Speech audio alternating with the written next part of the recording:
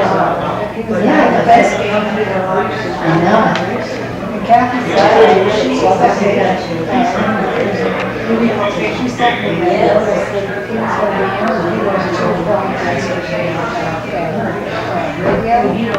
and Emily listened, but I really feel like Will raise the set for your marriage. This will be closed.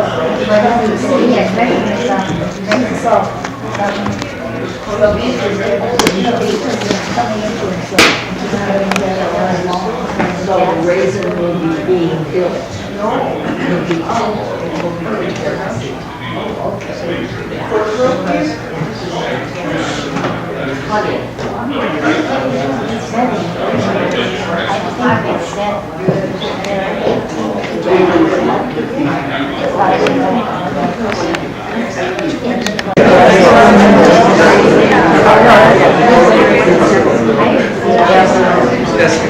pictures out there?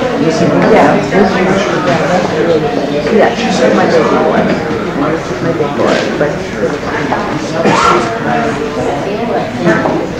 Oh, yeah, no, that's fine. Sure. Brian Fisher, this is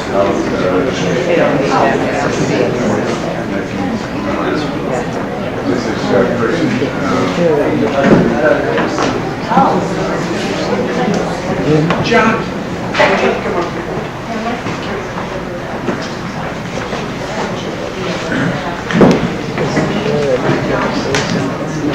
Good afternoon and welcome. I think this mic is working.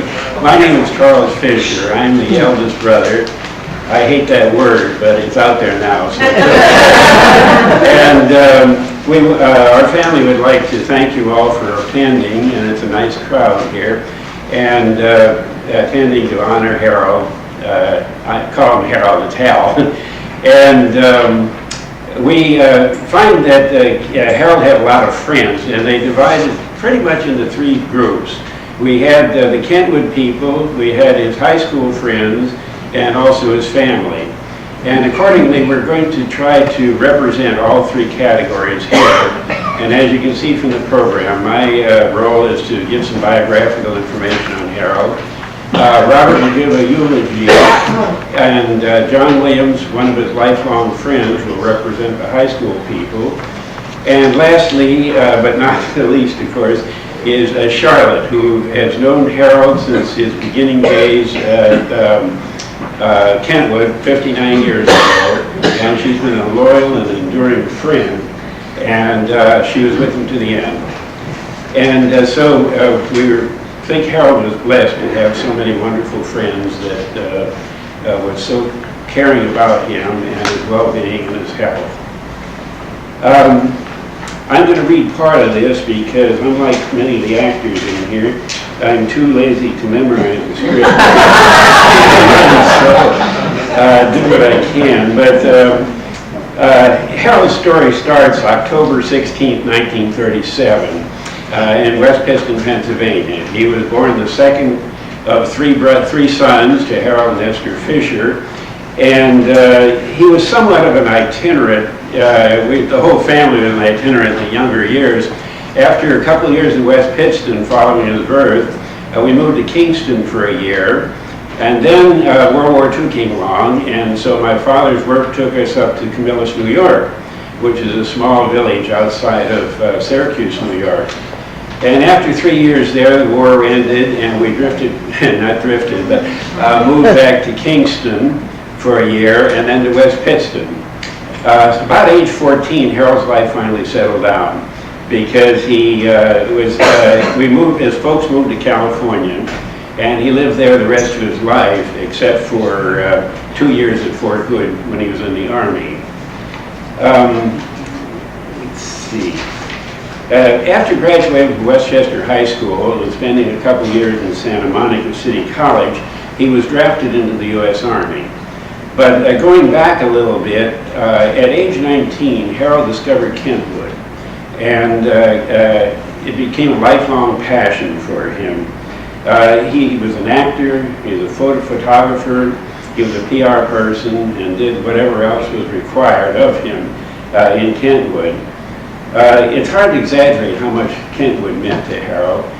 He, in Hal's life, during the ceremony here we attended for his 25th anniversary at Kentwood, he said that while he was never married, he always regarded Kentwood as his family, sort of a substitute family for him. So he was very, very involved.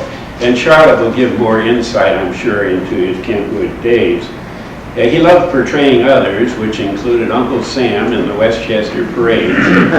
Probably about 12, 14 years or so he did that.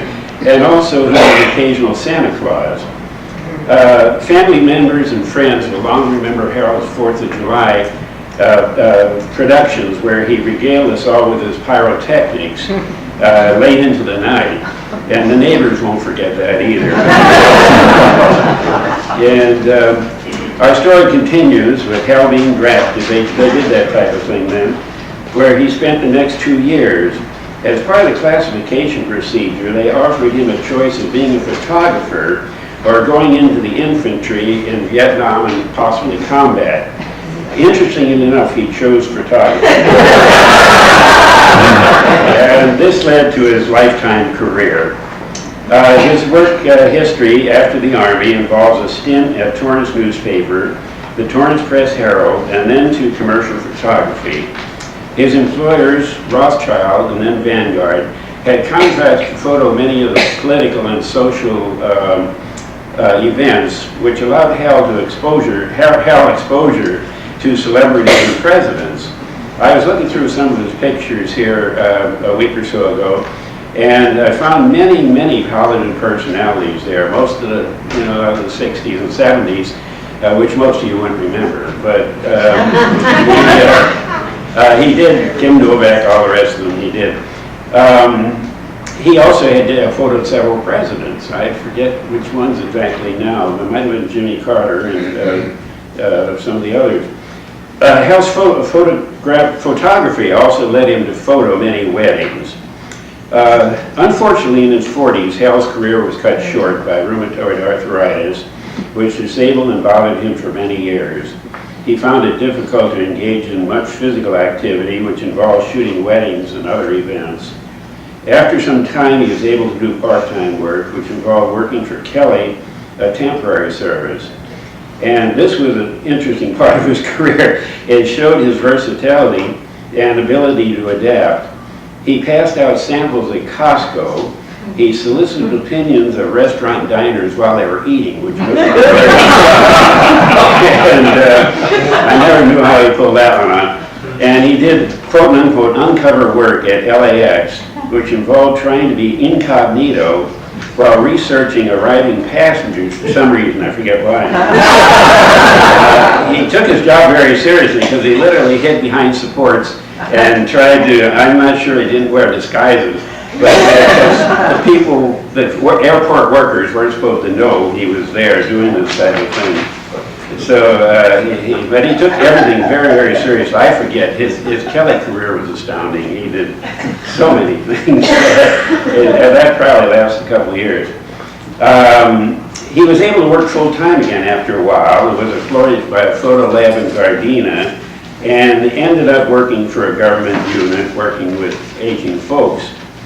Hal survived a number of illnesses, including Brown syndrome, broken leg, arthritis, rheumatoid arthritis, cancer, but finally Parkinson's disease did its inexorable damage, and after spending a year in nursing homes, he succumbed to pneumonia. His story came to an end on November 19, 2015, at 10:15 maybe. His military service entitled Hal to a burial in the beautiful Riverside National Cemetery, which occurred Tuesday with immediate family in attendance.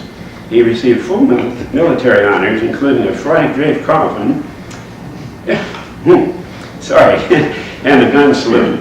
The flag was presented in the lobby, was presented to the family, and it was a fine ceremony. Bless you, Hal, and be at peace.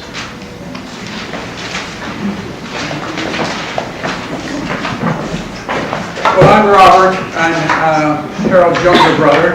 Obviously, my brother and I don't coordinate because he took half of my my eulogy. This is going to be short. Harold, it's interesting. Harold had many names. His family called him Harold, although I usually call him Harry. His friends called him Hal. At work, he was known as Flash. He really loved during a lot of his. He loved Flash Fisher. He really. I don't know if he thought it was Flash Gordon. He flipped back to those days or whatever, but he loved to be called Flash Fisher, and he was. So I'm going to call him Hal because I think most of you out there probably know him as Hal. Charles and I had a bet on who would break up more during this thing, so I told him I'd win it hands down. So you'll have to, I'm going to apologize in advance. You'll have to bear with me if that happens. We do want to thank you today. As Charles said, if Harold's life was a house, it would have had 3 pillars. And the 3 pillars were, I'm being redundant, the 3 pillars were his family, obviously, were down here, as well as his high school friends, who he loved high school, he cherished his friends, as well as the Kentwood Players. It's so fitting that we have this here today because this was home to him. This theater was home to him. I know I started coming to plays when the theater opened. And, probably 50, 60, 100 plays here. And so it's a little bit like a home to me, but particularly with Hal. Hal was a ham, as you know. You can slice it any way you want. He was a ham. And don't think for a moment that he's not up there now, and I know he's up there, not down there. He's up there now, and he is watching over this with a grin on his face and joy in his heart, because he loved the people here. He would have loved the fact that they were all assembled, and I don't think in his declining days that we got to talk to him about memorial services, but somewhere up there he knows that. When people die or pass on, probably a better way to put it, you often reflect on their lives. Their accomplishments, their achievements, the legacy they had, the tangible things they left behind. It's kind of a time to evaluate. Well, in that sense, Hal was not a success. Hal's life was not idyllic in any way, shape, or form. He never graduated from college. He was never married. He never had any children or grandchildren. He never had a home. He never owned a home. He never drove a fancy car, or even a good car for that matter. He used to drive. I was scared to death to be in him. But he was that. And even in business, and his health was, as Charles had mentioned, Hal had more than his share of bad breaks with his health. And it just seemed like he probably got the short end of the stick most of the time. Even his business, Hal was an incredibly good photographer. I'm in the public relations business. I worked for before I started my firm 38 years ago, I worked for 3 of the top 5 firms in the country, or the world for that matter. And they all used Hal. He worked for Rothschild Photographer, and he worked for Vanguard, but they used Hal. I was his brother, it wasn't nepotism. Hal was a very good photographer. Some of you probably realize that. But, even if his life in the terms of standards or measurements or metrics that we judge people by, was not, one for the ages. Hal as a human being was an unqualified success. He was an enormous success as a human being. And truly, he was one of the most amazing people that I've ever known. Given all the crap that went on with his life or whatever, the best thing he had in his life was his high school friends and his Kentwood. He didn't give a darn about his family, but his high school friends, and that was his world, that was his family, that was his children, that was his grandchildren, whatever that was to him. And God bless you all. He really, that was his life. But he was a success. He's one of the most amazing people I've ever known because of that. Hal Hal was always upbeat and positive, never depressed or morose or, whatever. And it's amazing. I mean, I looked at Hal's life and, Charles and I both, had all those things that he didn't have, so to speak. And I used to look at Hal and I think, how does he do it? Whatever. But he did, and that's what's amazing. So how do we remember Hal? How do we remember? You all have your own remembrances of him. I have mine. I'd like to share a few of mine with you. Hal was a consummate people person. I mean, he was a great communicator. I mean, in our family, if we wanted to know anything about who was doing what to whom, Hal would know. He was a town crier. He was a great communicator. He loved to reach out and touch someone, as that expression goes. Hal was a great one for reaching out. Now, he wasn't a pedophile or anything like that, but he really liked to reach out and touch someone. He had a lot of Will Rogers in him. He never met a man or woman or child or Martian that he didn't like. Hal loved everyone. He communicated. He was a total giver. Hal was the kind who would give you a shirt off his back, even if he didn't have another one to wear himself. He was that way. His idea of the golden rule was do unto others as you'd have them do unto you, but do it first. And he was very kind, caring, supportive person. He was in a crisis. He was the first one to step up. You didn't have to ask. He would step up. You can count on him. He was just that way. And he was always helpful. My Lord, he was helpful. Hal was a helpful person. I mean, he just liked to help. I'll give you a little example. My wife and I take about 3 trips a year. We take one in May, which is our anniversary. We take one in October because both of us were born in October. We take one for the holidays in December. I got a little lazy about 6-8 years ago. We drive to the airport and then you have to park and take a shuttle and it screws up your timing on missing your planes or whatever. So what I did is I coerced my son, which he didn't really Christian, he didn't have a lot of choice. I said, you're going to drive me to the airport on our trips. And then I coerced Hal to pick us up. And so my son would take us. I mean, it stayed parking. We could go right to the gate. It was great. But the problem was that, Hal was up there in years, and of course he had those cars that were falling apart. But the bottom line is we would normally get back from our trips around 8 to 10 at night. It was weekend, 8 to 10. Well, Hal lived in Mar Vista, and and the airport is south of Mar Vista, and we live in Westlake Village, which is a bit. So at 8 or 9, we get in 9:30 at night, and of course Hal would come over and pick us up. He'd come from Mar Vista to the airport, pick us up, then drive us all the way to Westlake Village, and then turn around and drive back home. And, now that's, I don't know what you want to count in miles, but that's probably a 2-hour commitment for him. And, but he did it. And he didn't complain. I mean, I give him money for parking, gas, and all that kind of stuff, but he didn't complain. In other words, I was a total rear hole. It wasn't. In retrospect, I realize that. You know how it came to an end? My son finally said, I ain't doing this anymore. So without the going, and I didn't have the guts to ask Hal to go both ways. So, but the point is, he was a total giver, and I was a total user. And it's not one of my prouder moments, that sort of thing.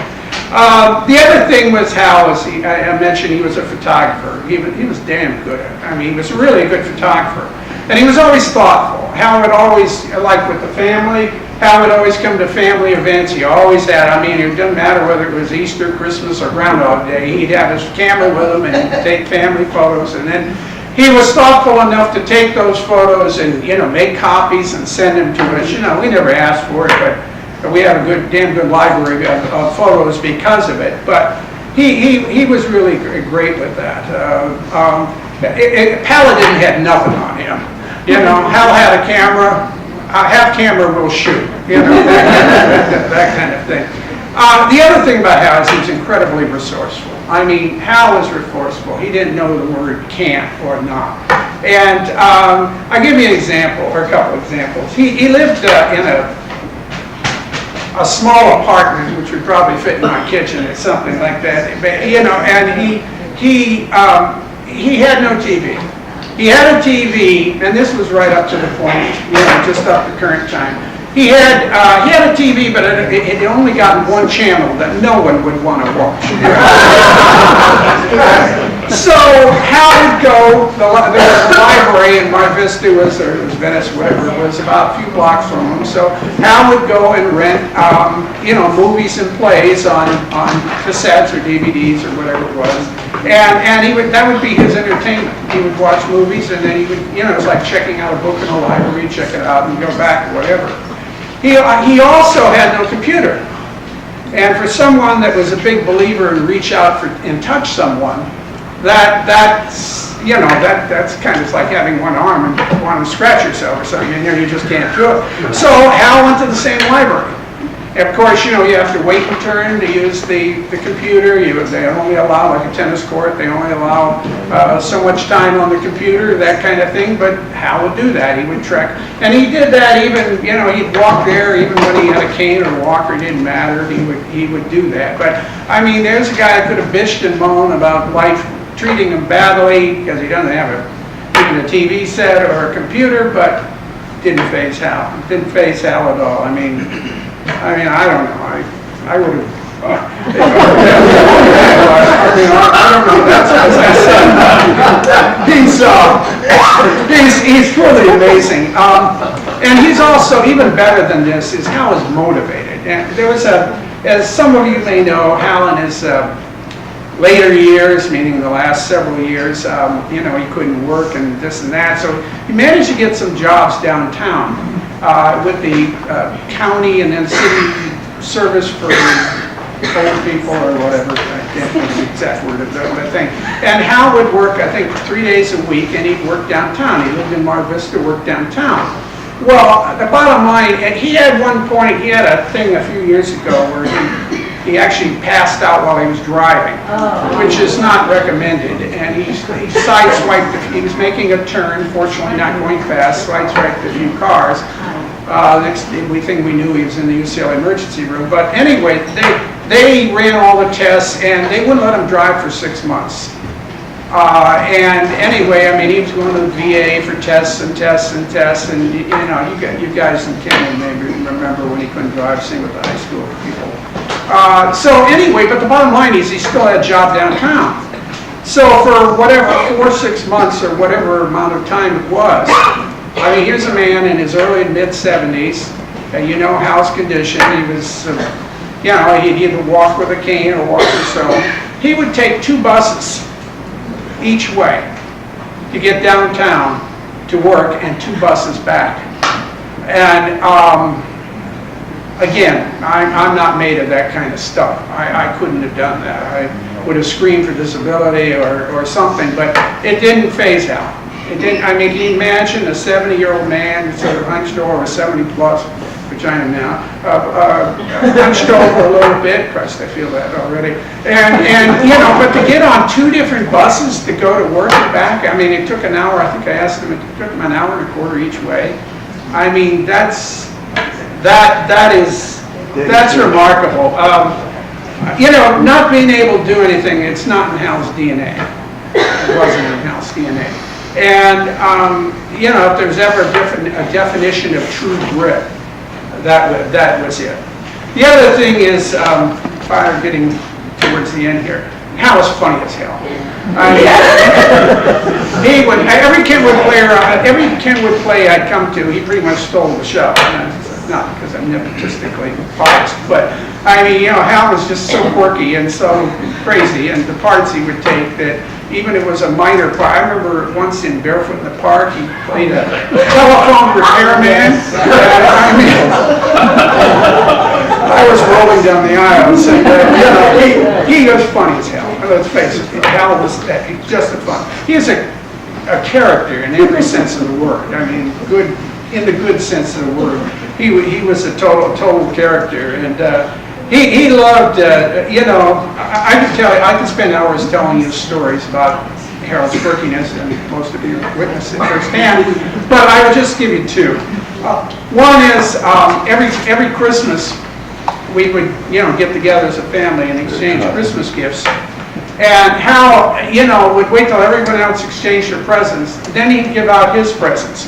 Well, that required a speech.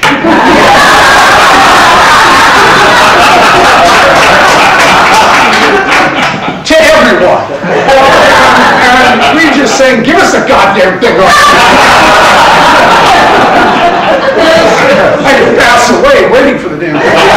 But, you know, he was holding court. You know, he just, you know, I mean, you know, he never met an audience he didn't like to I mean, he was holding court. And we'd all be sitting there, holding gifts unwrapped, he's doling them out one at a time, and there's a story behind there. Even if he went to say one the night before, there was a story there. You know, the other thing is my wife and I's wedding. We got married. Well, we did get married. She's my wife, so it figures. So we got married, and Hal had to, you know, I mean, there's some audience for you.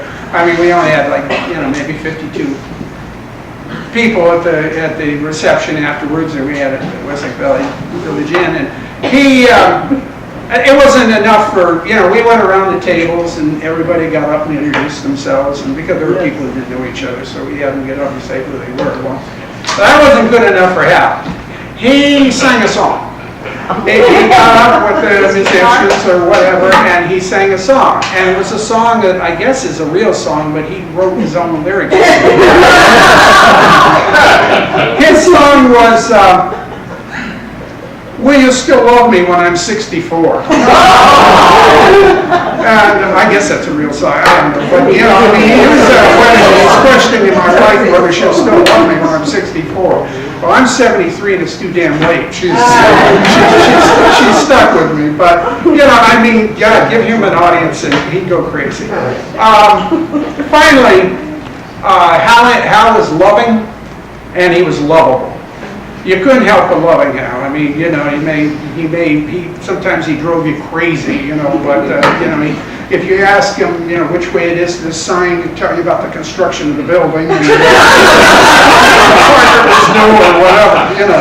Well, you know how, you know, he could drive you mad, but he was lovable. You couldn't help loving him. I'll tell you, I couldn't think of anything more fitting here today than if Nat King Cole was still alive, was to have him come here and sing Unforgettable, because Hal was unforgettable. You know, thank you, Hal, for touching us with your presence. You enriched our lives, and for that we'll be forever grateful. God bless you, we love you, and we miss you dearly, and you on the back.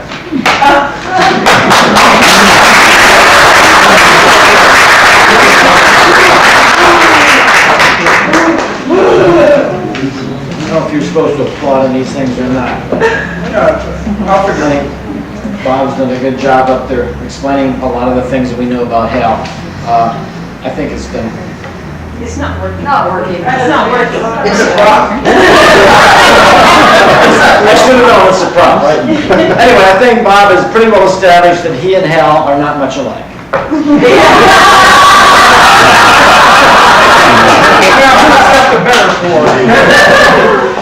What do you like, steak or lobster? Pick your choice. If I passed away, I'd have 20 people in the seats right now. Not about you. I'm glad we've kind of lightened this up a little bit. I don't do this sort of thing anyway, but I'm here to tell you the real story about Hal. Hal Flash Fisher. And the flash is because of the camera and the flash bulb thing. And he loved to be called Flash Fisher, as has been alluded to. But I've known Hal since the 9th grade, and our relationship began back then primarily with the senior play. It's called Time Out for Ginger, and a group of us kind of got going in that, and Hal loved every minute of that. That was, I think, frankly, the highlight of his life. And he went on from there, obviously, with the Kentwood Players, and that again, I think after the high school, that was again the most important thing in his life. And I'm sure you'll get lots of great stories here about his accomplishments from working with the photography end of it and everything else. But that's what Hal had to go on, because as has been indicated, Hal was spectacularly unsuccessful in everything he did. And we all loved him, but not because of that. Take the time out. Yeah, wait. Take the time out. And as Ben is pretty well established, he's a very gentle man. He's always patient. He's exasperating because whenever you'd ask him a question, you'd get a story with it. And I used to call him Harold and yell at him a lot to tell him, please, Harold, let's get back to the subject. But that was just kind of the way he was. But somehow or other, all these things about Harold made him, more of a friend. Somebody we always appreciated and enjoyed having around. And it's a remarkable situation. I think a remarkable personality. And we mentioned, I'll just tell you a couple little stories about some of the things that he did. One of the things that struck me when I learned about it was that with his Hollywood photography business and his own company that he ran for several years, he did a really remarkable job of keeping track of all the money that was paid to him. But he never kept track of what he spent. And after about 10 years, the IRS said, it's time to pay taxes, Harold. He never paid income tax. So, Al Capone and Hal Fisher are both on the list. And he finally got a resolution with the IRS, and I don't know, he may still have been paying for it at the end. But I don't know why they ever went after Hal. He had nothing for them to get after, but they did attach it. And one of the things was that he was so worried about paying off the IRS, he did not apply for Social Security until a couple years after he could have. We finally convinced him, Hal, you got to do it. So he did, and that was the best day of his life financially. That's the first time he really had any money, because he never had any money, and I could never understand how he could function with the kind of money he made. Part-time, minimum wage, Kelly girl, interviewing people at the airport, whatever it was. He just never had a thing. But he lived and he loved it. That was really remarkable as how he was able to accomplish that. The other thing is he was very proud of his military experience. He was really pleased to be a veteran of Fort Hood. Yeah. He never got out of Fort Hood, but he was a veteran. The VA took care of all his medical, and that's what kept him going, and he had gold shots for arthritis. One of the other great things about it is they removed all his bottom teeth for him when he had his teeth problem. But because of the regulations, they wouldn't put any new teeth in. So he had to actually go out and pay to get his teeth. But it didn't bother him, he just rolled along and did what he had to do. One of the things that helped us get together, and the reason that kind of our group is here today, is because about 12 years ago, we put together a little group we called Martha's. After a reunion around about that time, I got back with Jan, and we met for breakfast at a place called Martha's in Manhattan Beach. And so we got talking about the gang and high school people, and then we began together some more of our friends, and we now have 13 members plus spouses. And we've been doing events for 12 years, as Bob has indicated in Bob Higgins' report. We've done about 50 events. And we're still doing that, and that was the most important thing for Hal, other than the Kentwood, is because he would never miss an event if he could possibly do it. We went to San Diego to see the aircraft carrier. We went out to do some wine tasting up near Solvang. A number of different trips to museums and what all different people would put these things together. But we continued that relationship And these are all from folks that go back to our high school reunion and from then forward. So that was an important part of his life, and we always enjoyed having Hal with us. And as I said, he never had any money, but we all made it work out and helped him one way or another to get things done. One other thing I think we ought to mention is that that group of friends was very supportive and very helpful, and out of a sincere love for Hal, we all did what we could to help him out and take care of him.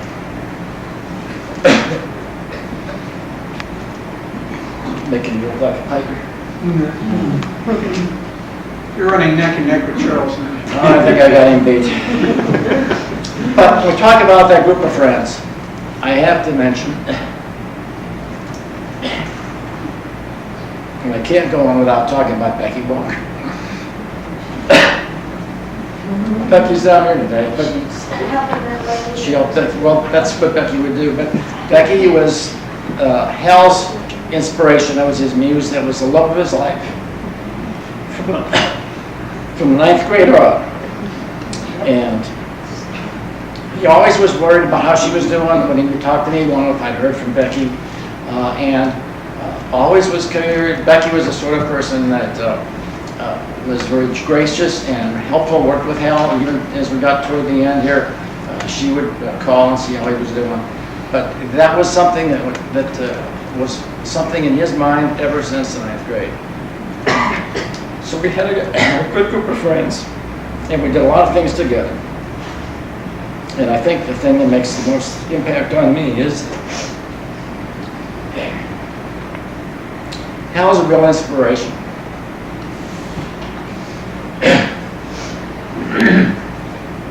If you could live your life the way he did, with what he had to work with, that would really be an accomplishment.